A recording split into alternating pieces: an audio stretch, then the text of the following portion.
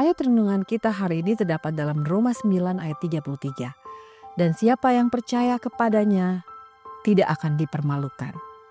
Jika kita adalah orang berdosa dan tidak dapat menghasilkan penurutan yang tulus tanpa kehadiran Tuhan, maka yang dapat kita lakukan adalah menyerahkan diri kita sendiri, melepaskan pemikiran bahwa dengan kemampuan sendiri kita bisa menghasilkan penurutan yang sejati.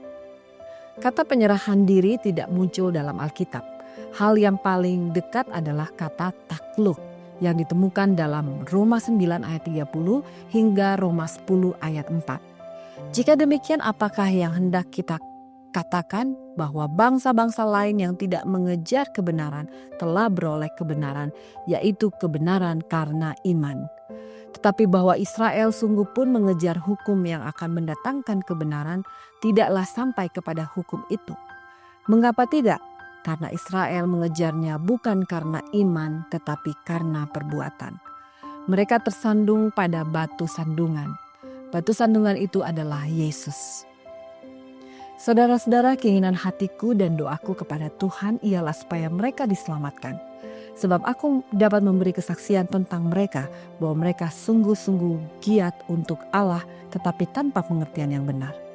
Tanpa pengertian yang benar, tanpa pengertian tentang apa?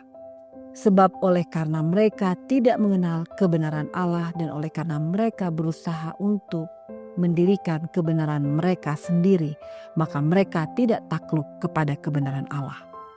Sebab Kristus adalah kegenapan hukum Taurat, sehingga kebenaran diperoleh tiap-tiap orang yang percaya. Mungkin Anda bertanya, kebenaran macam apa yang dibicarakan di sini? Dikenakan atau diinspirasikan? Tidak ada bedanya. Tidak ada yang namanya kebenaran tanpa kehadiran Yesus. Apakah itu dikenakan atau diinspirasikan bukanlah intinya.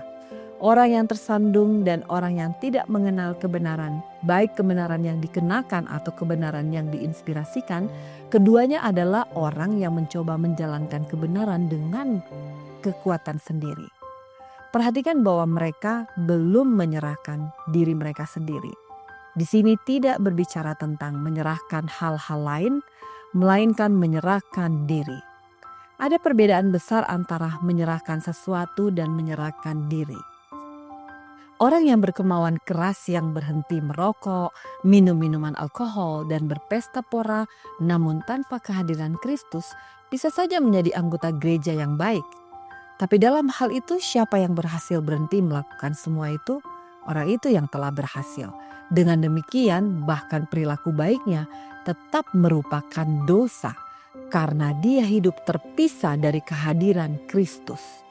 Satu-satunya jenis penurutan yang dapat kita hasilkan sendiri hanyalah penurutan secara lahiriah, dan itu bukan penurutan sejati. Penurutan sejati hanya datang dari Kristus dan melalui hubungan dengannya.